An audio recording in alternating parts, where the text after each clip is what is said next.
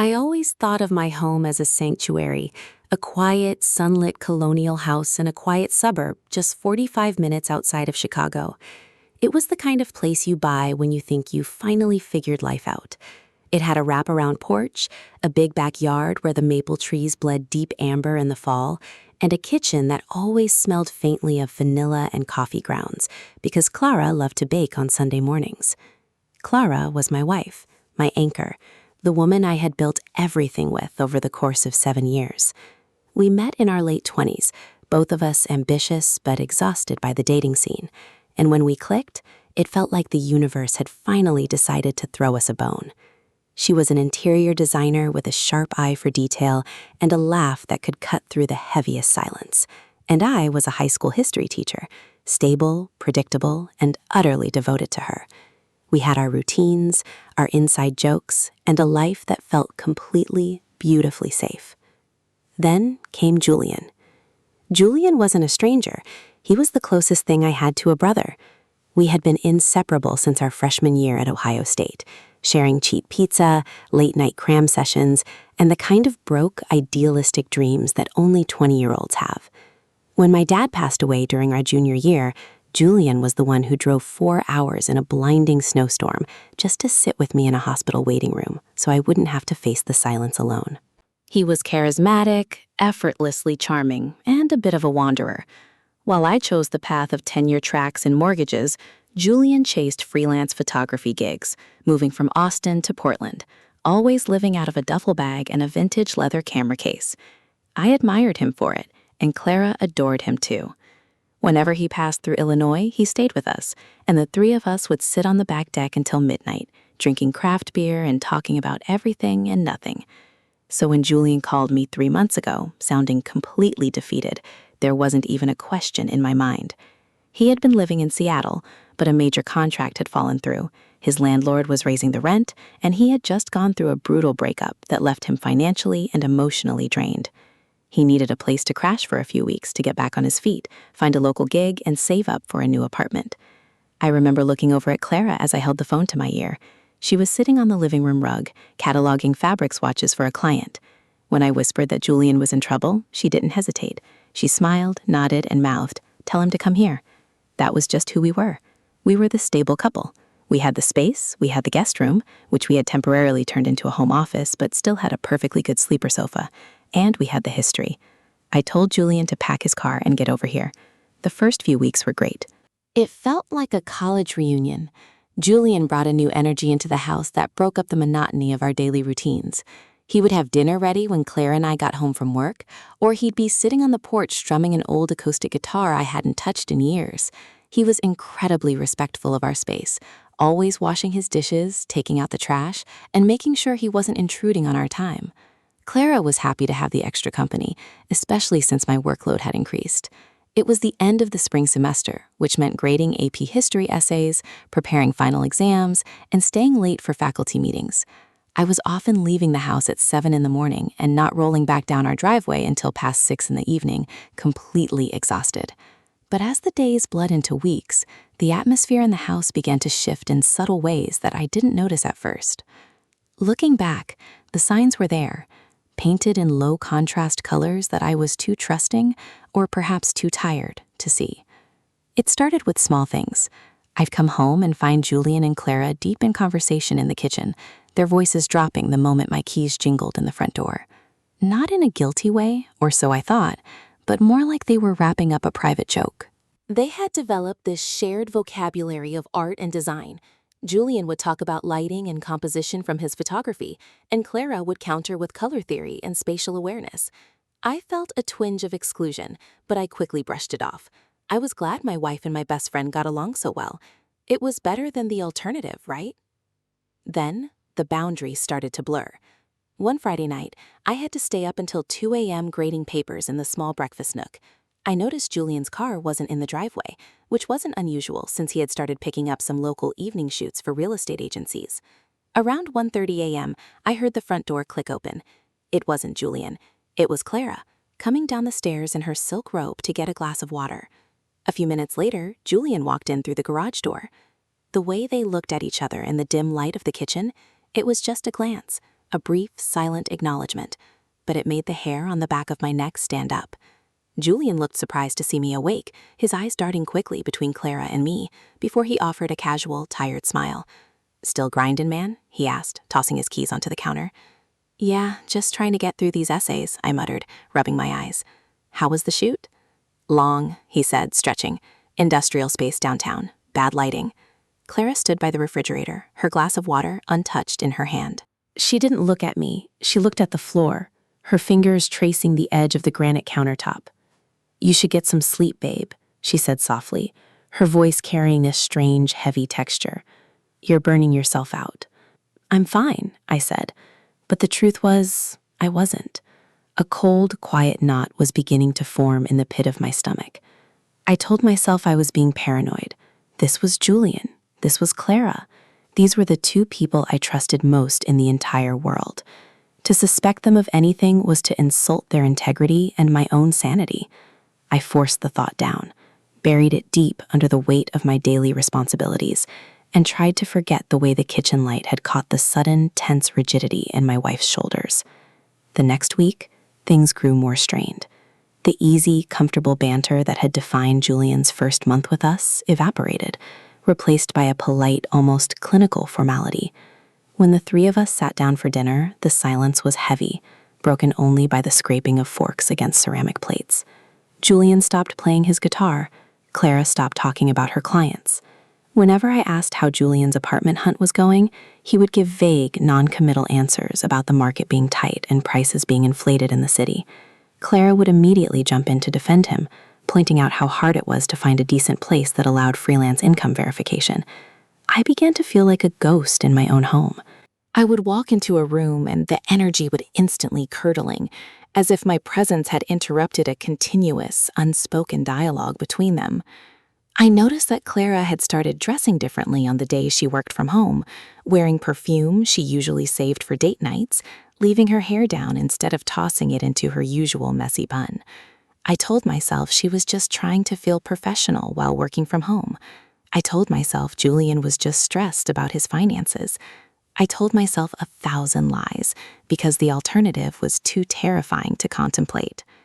The breaking point arrived on a Tuesday in mid-May. It was a torrential downpour outside, the sky a bruised, angry purple that made afternoon look like twilight. I had a mandatory district-wide seminar scheduled for the evening, meaning I wasn't supposed to be home until at least 9 p.m.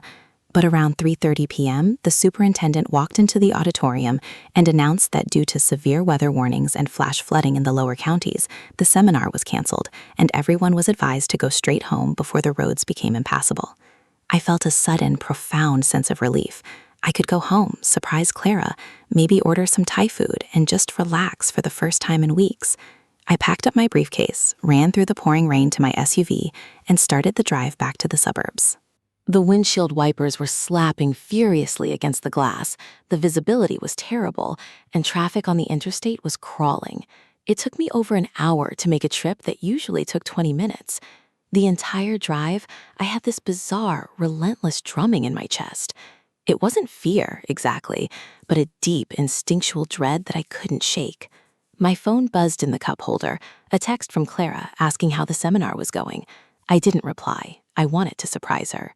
When I finally turned onto our street, the neighborhood was completely dark, save for the flickering amber glow of the street lamps reflecting off the flooded asphalt. Pulling into our driveway, I noticed Julian's silver sedan was parked near the garage, splattered with mud. The house itself was dark, except for a single warm light spilling from the upstairs bedroom window, our bedroom. I turned off the engine, the sudden silence inside the car heavy and suffocating against the sound of the rain drumming on the roof. I sat there for a long moment, my hands gripping the steering wheel so tightly my knuckles turned white. A sensible man would have run inside to get out of the storm, but I just sat there, staring at that single lit window, an icy certainty settling into my bones. I got out of the car, closing the door softly, deliberately, avoiding the loud click. I walked up the porch steps, my wet boots squeaking against the wood. I unlocked the front door with practiced precision, turning the key slowly so the deadbolt wouldn't thud.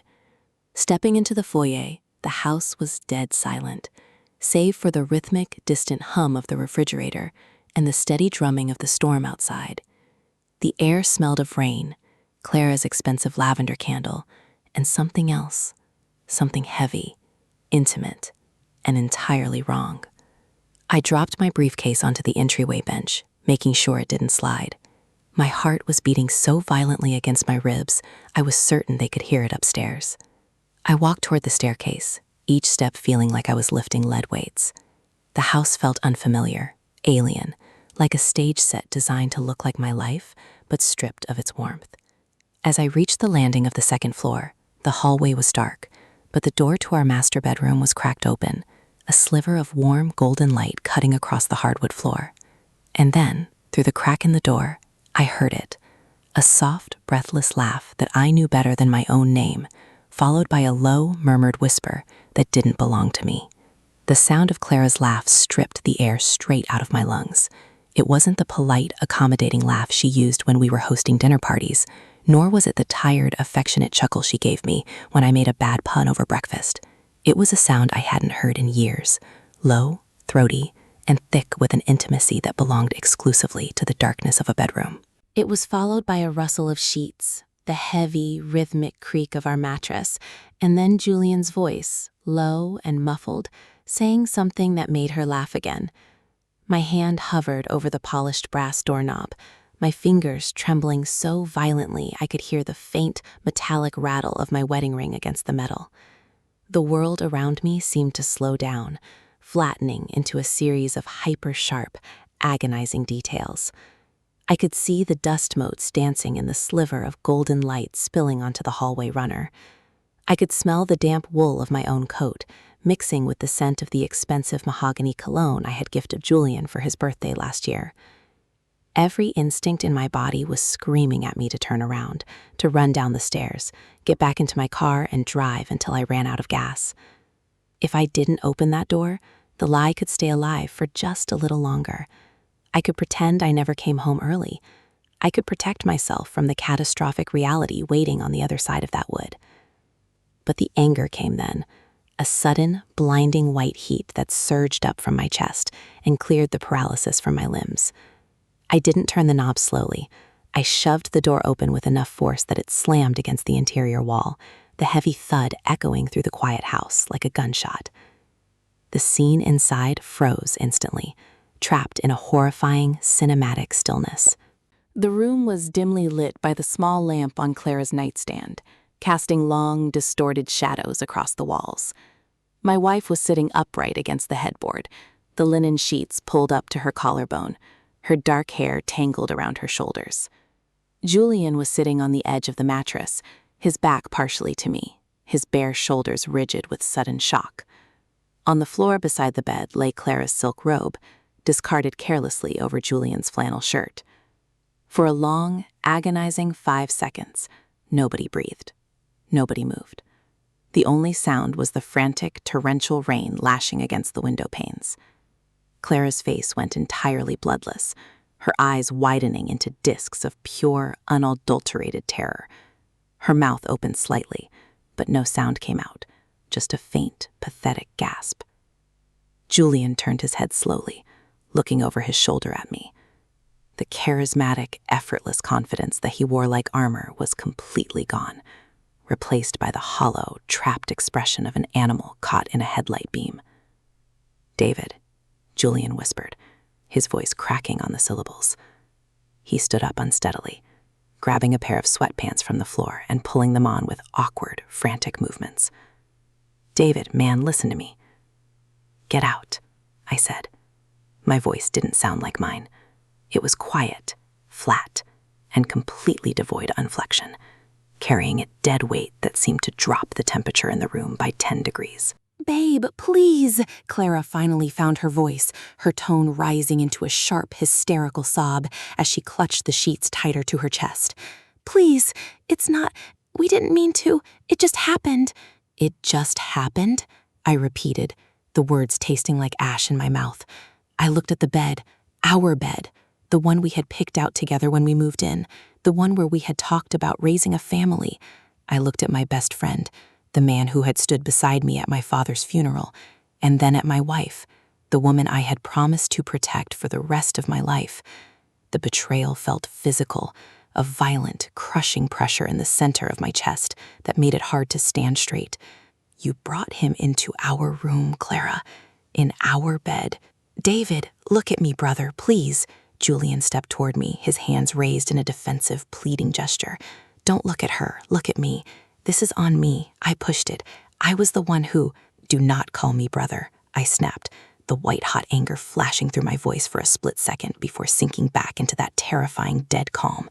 I stepped into the room, and Julian instinctively took a step back, his heel catching on the edge of the rug. If you say one more word to me, Julian, I swear to God I will lose whatever sanity I have left. Get your things. Get out of my house, right now. David, it's pouring outside. The roads are flooded, Julian started, a desperate, practical panic bleeding into his tone. I do not care if you drown in the driveway, I said, staring directly into his eyes, forcing him to see the complete absence of the friend he used to know. You have 5 minutes to take whatever fits in your arms. Anything you leave behind is going into the yard. Julian stared at me for another second, realizing there was no bargaining, no smoothing this over with his usual easy charm.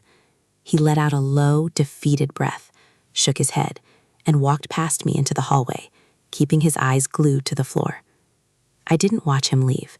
My gaze shifted back to Clara, who was now crying openly, her shoulders shaking violently as she buried her face in her hands. The sound of her crying, which used to break my heart, now did absolutely nothing to me.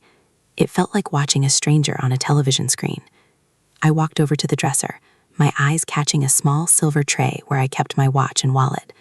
Next to it was a framed photograph from our honeymoon in Maine, both of us sunburnt, smiling, standing on a rocky cliffside with the ocean exploding behind us. I picked up the frame, turned it over in my hand, and then quietly dropped it face down onto the wood. How long? I asked, not looking at her. David, please, let's just talk about this when you're calm, she sobbed, her voice muffled by her hands. How long, Clara? I turned to face her, my arms hanging uselessly at my sides. Was it before he moved in? Was that what the phone call was about? Was the Seattle story even real? No, I swear, she cried out, looking up, her mascara running in dark, ugly tracks down her cheeks. It started 2 weeks ago. I swear to you, David. He was here all the time, and you were always working, and we were talking, and it became something else. I was lonely, David. You were lonely, I repeated, a bitter, hollow laugh escaping my throat. I was working 60 hours a week to pay off the mortgage on this house, to build a life for us. I was working so you could take fewer clients and focus on your art. And your solution to being lonely was to sleep with the man I called my brother in the bed I bought for us? She didn't have an answer. She just pulled her knees up to her chest, rocking slightly, the sound of her weeping filling the space between us. Downstairs, the heavy thud of the front door closing signaled Julian's departure. A moment later, through the window, I heard the wet roar of his sedan's engine starting up, followed by the sound of tires splashing through the deep puddles as he backed down the driveway and disappeared into the storm. He was gone, leaving behind the wreckage of a 15-year friendship and a 7-year marriage in less than 10 minutes. I walked over to the closet, pulled out a large canvas duffel bag, and threw it onto the foot of the bed. "What are you doing?" Clara whispered, her voice cracking as she watched me. "I'm going to go sit downstairs in the kitchen," I said, my voice completely flat again. "You are going to pack enough clothes for a week, and you are going to call your sister. If you are still in this bedroom when I come back up in 20 minutes, I will start throwing your things out the window myself." "David, please, this is our home," she begged, reaching a hand out toward me across the mattress. "Don't do this. Don't throw me out in the middle of a storm." "This stopped being our home the second you opened that door for him," I said. I turned around, walked out of the room, and closed the door firmly behind me, leaving her alone with her choices in the dim golden light. The kitchen downstairs was freezing. I sat at the island, my hands wrapped around a mug of black coffee that had gone entirely cold an hour ago. The only illumination came from the digital clock on the microwave, casting a pale, sterile blue glow across the marble countertops. Outside, the storm was finally beginning to lose its teeth, the violent downpour tapering off into a steady, depressing drizzle that rattled against the glass of the patio doors. Every sound from upstairs vibrated straight down my spine. I heard the heavy, frantic dragging of suitcases across the hardwood, the sliding of closet rings, the muffled, hysterical phone call she made to her sister, Chelsea. I didn't try to listen to the words. It didn't matter what she was telling her. The narrative was already spinning out of my control, mutating into whatever version of the truth made her survival possible. Exactly 22 minutes later, I heard her footsteps coming down the stairs. They were slow, heavy, and hesitant. She appeared in the arched entryway of the kitchen, casting a long shadow into the blue-lit space. She was wearing a heavy trench coat, her hair pulled back into a tight defensive knot, and she was clutching the handle of a large rolling suitcase. Her face was swollen, her eyes bloodshot and vacant. She looked 20 years older than she had when I left for work that morning. She stood there for a long moment, waiting for me to look at her, waiting for me to say something that would break the agonizing silence. I kept my eyes fixed on the cold surface of my coffee. "Chelsea is picking me up at the diner near the interstate," Clara said, her voice barely louder than a whisper. It was raw, completely stripped of its usual melodic cadence. "The roads near her apartment are flooded, so she can only make it that far." I didn't move. I didn't nod. "David, please," she choked out, a fresh wave of tears spilling over her lower lids, glittering in the microwave light. "Just look at me. Tell me you don't hate me. Tell me this isn't the end. We can go to counseling. We can figure out how we got here. People survive things worse than this. Please say something." I slowly turned my head and looked at her. The anger from earlier had evaporated, leaving behind a vast, echoing emptiness that felt far more permanent. "I don't hate you, Clara," I said, my voice shockingly steady. "Hate requires an investment of emotion that I just don't have left for you. Right now, when I look at you, I just feel nothing. You're a stranger who happens to know all my secrets." The words seemed to hit her physically. She took a step back, her hand tightening on the handle of her suitcase until her knuckles turned a stark, bony white. She let out a small, broken sob, realizing that the man who had loved her unconditionally for 7 years was gone, replaced by this hollow, unblinking specter sitting in a dark kitchen. I'll have Chelsea call you about the rest of my things," she whispered, her voice trembling so violently the words almost bled together. She turned and walked toward the front door. I listened to the click of her heels on the foyer tile, the heavy rattle of the deadbolt sliding back, and then the soft, final click of the front door closing behind her. A few moments later, the headlights of an Uber she must have called swept across the kitchen window, casting a brief, blinding glare over the dark room before disappearing down the street. Then the true silence descended. It was the kind of heavy, suffocating quiet that only exists in a house that has suddenly been emptied of its soul. I didn't move from that bar stool until the sky outside the window began to turn a sickly, bruised gray. Dawn arrived without a sunrise, just a slow lifting of the darkness into a bleak, overcast morning. My body ached, my joints stiff from sitting in the same position for hours, but my mind was operating with a terrifying, hyper-focused clarity. I walked upstairs, my boots heavy on the steps. The door to our bedroom was still wide open, the small nightstand lamp still burning, a mocking reminder of the night before. The room was a disaster area. Drawers were left half open, hangers were scattered across the floor, and the scent of her perfume still hung heavily in the damp air, mixed with a distinct metallic smell of fear and betrayal. I walked over to the bed. The sheets were still tangled, a physical map of the violation that had occurred in my sanctuary. A sudden, violent wave of nausea hit me, so intense that I had to lean against the wall to keep from dropping to my knees. I couldn't stay in this room.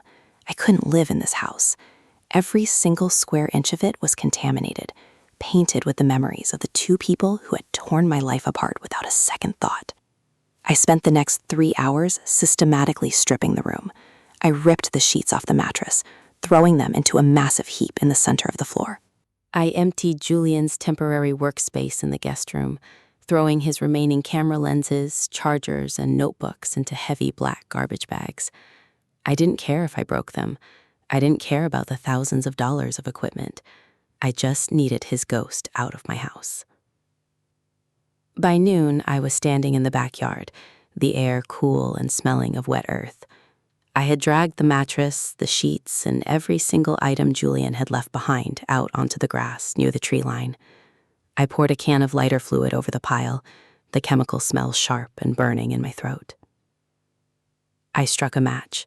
The flame caught instantly, the lighter fluid exploding into a brilliant orange roar that cut through the gray afternoon. I stood there for an hour, watching the black smoke billow up into the overcast sky, watching the physical remnants of my marriage and my longest friendship turn into a pile of gray, unrecognizable ash. The heat washed over my face, baking my skin, but inside, the cold knot in my stomach remained completely untouched. My phone started buzzing in my pocket. I pulled it out, expecting it to be Clara, or perhaps her sister, or maybe even an attorney. Instead, the screen displayed a number I didn't recognize, but the area code was from Seattle. I slid the bar to answer, pressing the cold glass to my ear, my voice dead and hollow. Hello? David? The voice on the other end was a woman's, trembling, thick with tears, and instantly recognizable despite the static on the line. It was Marissa, Julian's ex-girlfriend, the one he had supposedly broken up with 3 months ago, the one whose heartbreak had driven him back to Illinois. "Marissa?" I asked, my brow furrowing as a new, colder wave of dread began to wash over me. "What's going on?" "David, thank God you answered," she sobbed, her voice breaking completely. "I didn't know who else to call. I know Julian is staying with you guys. I need you to tell him he needs to come home. The police just left my apartment. David, Julian didn't lose his contract in Seattle. He didn't break up with me. He embezzled over $40,000 from the studio we were working for, and he took my car and fled the state 3 months ago. I've been trying to find him ever since." The phone felt heavy in my hand, the backyard spinning around me as the true scope of the deception finally laid itself bare. Julian hadn't come to me because he was a friend in need. He had used my home as a hideout, a safe haven from the law, and he had used my wife as a casual distraction while he hid in plain sight. And Clara had thrown our entire life away for a criminal who was already on the run. The phone fell away from my ear, Marissa's frantic sobbing fading into a tinny, distant buzz against the backdrop of the crackling fire in my backyard. I stood frozen on the damp grass, the gray smoke stinging my eyes, trying to process the sheer, staggering magnitude of the deception. Julian had not just betrayed our friendship, he had used me as a human shield against a felony warrant. And Clara, my beautiful, sophisticated, impossibly naive wife, had completely destroyed our marriage, our future, and her own reputation for a man who was actively fleeing multiple state jurisdictions. The sudden, violent urge to laugh bubbled up in the back of my throat, a dark, hysterical sound that tasted like ash and copper. It was the laugh of a man who had just realized the bedrock of his entire existence was entirely constructed of cheap, rotting plywood. I brought the phone back to my face, my voice sounding like it belonged to a complete stranger, and told Marissa everything. I told her Julian had just left my house 3 hours ago. I gave her the make, model, and license plate number of the silver sedan, which I had memorized years ago because I was the one who helped him negotiate the financing for it at a dealership in Columbus. I told her he was likely heading south on the interstate, fleeing the flooded suburbs and putting as much distance between himself and the scene of his latest disaster as physically possible. When I hung up with Marissa, I didn't go back inside immediately. I stood by the fire until the mattress was completely consumed, reduced to a blackened skeleton of metal springs sinking into the muddy lawn. Only then did I walk back into the freezing kitchen, pick up the landline, and dial the local precinct. Explaining the situation to the dispatcher was one of the most surreal experiences of my life. Stripping away the intense, agonizing personal betrayal to report the cold, hard facts of an embezzlement fugitive turning my house into a hideout felt like I was narrating someone else's true crime documentary. Less than 20 minutes later, 2 cruisers pulled into my driveway, their red and blue lights flashing violently against the overcast sky and cutting through the heavy gloom of my living room. I sat at the kitchen island, drinking a fresh, bitter cup of black coffee, while 2 detectives took my statement. They asked about Julian's habits, his phone numbers, his associates, and anything he might have mentioned about his travel plans. I handed over the garbage bags full of his destroyed photography equipment that I hadn't managed to burn yet. The detectives were professional, completely detached from the ruined marriage aspect of the situation, focusing entirely on the grand larceny and interstate flight charges. When they finally left, taking the remnants of Julian's life as state evidence, the house fell into a silence so profound it was almost deafening. The fallout over the next 48 hours was swift, brutal, and entirely predictable. Julian, predictably, did not sweep Clara away into a romantic bohemian sunset. According to the frantic, hysterical voicemails Clara left on my phone starting late Thursday evening, Julian had never even met her at the diner near the interstate. He had driven straight past it. He had abandoned her the second he pulled out of our driveway, realizing his cover was blown and that dragging a crying, emotionally compromised suburban wife across state lines was not conducive to avoiding federal prison. But the true masterpiece of his exit strategy only became apparent when Clara went to pay for her hotel room. Before he had fled our bedroom, while Clara was sobbing and trying to put her clothes back on, Julian had quietly emptied her purse. He had taken all the cash she had withdrawn for a weekend girls' trip, maxed out her emergency credit card on a series of anonymous online gift card purchases while sitting in his car, and vanished into the ether. Clara was stranded in a cheap motel off Route 59, completely broke, legally tethered to a man she had just betrayed, and entirely abandoned by the lover she had thrown her life away for. I did not return her calls. I did not text her back. I took all of her voicemails, exported the audio files, and forwarded them to the ruthless, highly recommended divorce attorney I hired on Friday morning. The attorney, a sharp, unsmiling woman in downtown Chicago, listened to the tapes, reviewed the police reports regarding Julian, and drafted a separation agreement so aggressive it practically smoked on the printer paper.